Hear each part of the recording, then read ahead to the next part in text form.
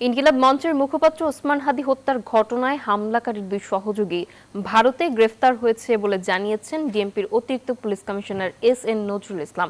সকালে ডিএমপির মিডিয়া সেন্টারে সংবাদ সম্মেলনে আসেন তিনি।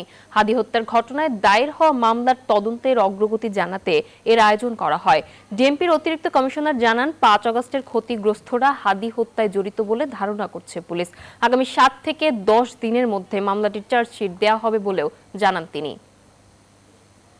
পরবর্তীতে রাজধানীর মেঘালয় পুলিশের সাথে যোগাযোগ করে যেটি জানতে পেরেছি, তারা ইতোমধ্যে পুত্তি ও স্বামীকে গ্রেফতার করেছে। আমরা সন্দেহ করি আসামিদ্বয় অবৈধ পথে সীমান্ত পাড়ি দিয়েছেন। এই ঘটনার সাথে বিভিন্নভাবে জড়িত থাকার কথা স্বীকার করে গ্রেপ্তারকৃতদের মধ্যে ৬ জন স্বীকারোক্তিমূলক জবানবন্দি প্রদান করেছেন।